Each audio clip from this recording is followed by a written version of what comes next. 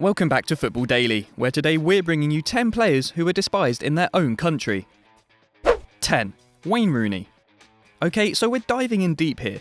Wayne Rooney is England's all-time top scorer and is regarded by many as the greatest attacker the country has ever produced. But the great expectations pinned on the Golden Boy and the failure of the Three Lions to show up at any major tournament saw resentment grow amongst the fans towards Rooney in the 2000s. Although a number of England stars consistently underperformed during this time, supporters aimed most of their frustration at the man tasked with returning the glory days to Blighty. And at the 2010 World Cup, the relationship between Rooney and the fans was almost completely broken when the forward called him out on live television as he exited the pitch following the team's uninspiring 0-0 draw with Algeria, sarcastically saying, "Nice to see your own fans booing." Despite playing a pivotal role in getting the Three Lions to another 3 major tournaments, Rooney's image among the England faithful never truly recovered. When he was granted captaincy in 2014, his performances at club level were beginning to deteriorate, and many complained the armband made him undroppable. By 2016, boos were ringing out against Rooney once again, and within a couple of months he had retired from the international game.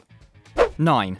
Lionel Messi. To say Lionel Messi is hated in Argentina would be a lie, but the idea he is unanimously adored by fans in his home country is also totally false. In truth, he has endured a rather difficult relationship with the Albiceleste support throughout his career. Although Messi was born in Rosario and spent his footballing infancy playing for local side Newell's Old Boys, his family relocated to Barcelona when he was just 13, meaning he really grew up in Catalonia rather than Santa Fe. In the past, fans back home have accused him of lacking the intense patriotism seen in heroes such as Maradona, Zanetti, and Tevez, and these comparisons have only made Messi's captaincy an even more high-pressure task. No wonder he prematurely called it a day in 2016. Although his continued ability to drag the Albiceleste through games has seen him earn the respect of the majority of his national following, his failure to get them over the line in 3 consecutive finals sits solemnly in the shadow of Maradona's heroic World Cup victory of 1986. Amazingly, some have even suggested that the people who have twice vandalized Messi's statue in Buenos Aires were Maradona devotees. Again, Argentinian hopes were rested upon Messi's shoulders for the 2018 World Cup, but he netted just once in a poor tournament that saw the Albiceleste knocked out in the second round. Messi may have won everything with Barcelona, but with just an Olympic gold to show for his international efforts, that means nothing to the fans of Argentina.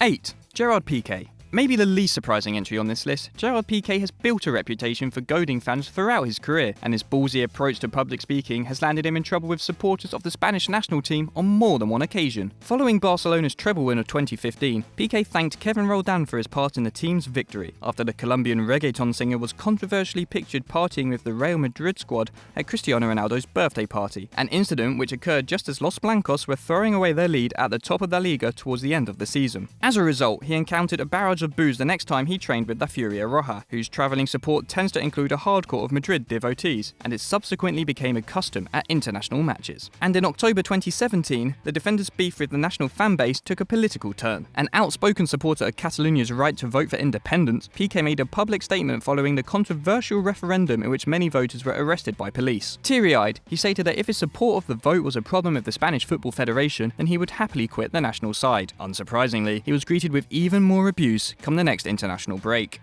7. Fred. Our next candidate didn't have any particular beef with his country's footy fans other than the fact he was totally useless on the pitch. Fred came into form at a time when Brazil was low on attacking talent, and in 2014 was included in a World Cup squad which contained the likes of Hulk and Joe alongside Neymar. To be fair to the former Lyon man, he had scored 9 goals for the Seleção the previous year and was in the middle of a 27-goal season at Fluminense. But once he was tasked with leading the line for his country on the biggest stage of all, his courage left him. The striker managed just 5 shots on target in 6 games, and his lackluster performances throughout the tournament personified Brazil's own lack of inspiration on their quest to right the wrongs of the previous time they had hosted the tournament back in 1950. By the time of the semi-final meeting with Germany, he had become the butt of the fans' frustration and was jeered every single time he touched the ball. He failed to make a single tackle or interception in the humiliating 7-1 rout, being most involved in play when taking each of his side's many kickoffs. Fred never played for Brazil again, and his name has since become a byword for national embarrassment.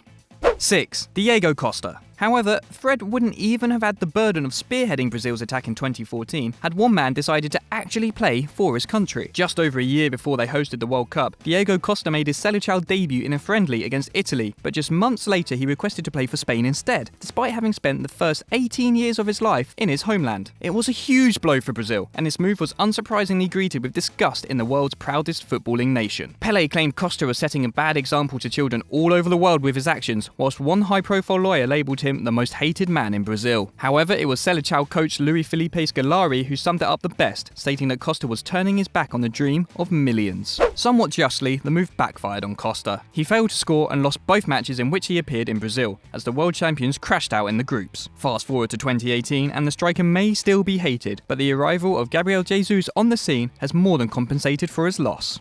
5. Kevin-Prins Boater. With a quick glance at Kevin-Prins Boateng's international stats, it's clear the Ghanaian midfielder has not had the best time playing for his country. At 31 years old, he's gathered just 15 caps and hasn't made an appearance for the Black Stars since 2014. But despite him being one of the most talented players to come out of Ghana in the last 20 years, this comes as no surprise, as Boateng has treated international duty with a ludicrous level of nonchalance. He decided to retire from the national side at 24 due to fatigue, which meant he missed 2 African Cup of Nations tournaments, before conveniently deciding he was available when they qualified for the World Cup in Brazil. But even that ended in farce. Boateng was sent home after launching vulgar verbal insults at then-coach Kwesi Appiah, an incident which turned the national side into an international laughingstock, and he was slapped with an indefinite ban until he apologised. Suleiman Tari, who was also involved, was eventually allowed back into the fold after publicly admitting his guilt, but Boateng is yet to say sorry. A fairy tale return looks very unlikely indeed. 4. Andrey Arshavin. Russia's talisman in their surprising run to the semi-finals at Euro 2008. You'd expect Andrey Arshavin to be treated like a hero in his homeland. However, just 4 years after his tournament heroics, the former Arsenal man's bond with the national team and its fans was broken forever. Following the side's early exit from Euro 2012, Arshavin refused to blame himself and his teammates for their disappointing performances when confronted by angry fans at his hotel, instead holding the supporters liable for having too high expectations. As you can imagine, this didn't go down too well with the fans of the Spornaya, and the national media ripped into him too, with one paper saying, under the new manager, he will lose his immunity. And they were right. Arshavin apologised publicly, but was axed from the squad after just 1 game under new coach Fabio Capello. After making an impressive return for Zenit St. Petersburg, fans called for him to be reinstated in the side, but Capello refused, meaning Arshavin made his final appearance for his country at just 31 years of age. 3. Volkan Demirel. In at number 3, we have a man who quit international football entirely because of the abuse he was receiving from his own fans. Turkish keeper Volkan Demirel has been a loyal servant to Fenerbahce for nearly his entire career, and he also showed unwavering commitment at international level. Over a 10-year period, Volkan won 63 caps for Turkey, and despite his allegiance to Fener, he never ran into trouble with fans of rivals Besiktas or Galatasaray while serving the national team, with the exception of one pivotal event. In 2014, he was abused from the stands while warming up for Turkey's game against Kazakhstan at the Turk Telecom Arena, the home of Galatasaray, so much so that he went to speak to the group of fans responsible. When they were unwilling to negotiate, he made the extraordinary decision of signalling to the bench that he was unable to play. Volkan's refusal to participate was unsurprisingly greeted with disappointment from the Turkish Football Federation, who considered handing the stopper a ban for his actions. But there was no need. He was physically attacked by a group of Gala thugs as he left the stadium and decided to hang up his gloves for Turkey there and then.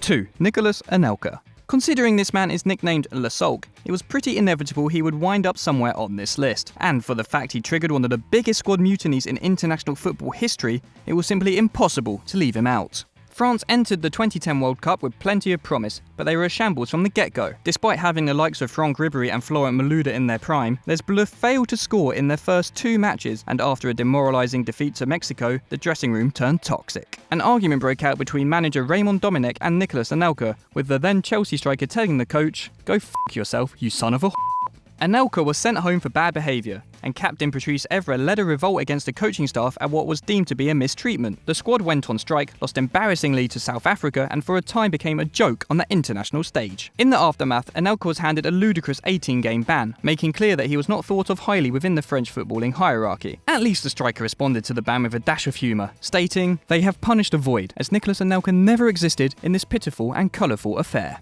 1. Neil Lennon. Another man who has never shied from controversy, Neil Lennon has become a definitive figure in an era of sectarian hatred in Scottish and Northern Irish football. The Ulster man enjoyed impressive stints at Leicester and Celtic in the late 90s and early noughties, earning himself the captaincy for Northern Ireland. However, his staunch devotion to the boys and his outspoken support for a united Ireland inevitably left his national fan base divided. In 2002, things really came to a head when Lennon was issued with death threats before a match against Cyprus. This horrific abuse forced him to retire from the national team with immediate effect, but it was a sign of things to come. During his time as captain and then manager of Celtic, Lennon became the victim of a number of verbal and physical attacks within the confines of football stadia and on the streets. From being sent suspicious packages in the post to confrontations with fans in the technical area, Lennon's Catholic background and playing in the Old Firm derby tore his homeland support right down the middle. So here we are at the end of another video. Thanks for sticking with us until the end. Click here to watch another video and of course subscribe below.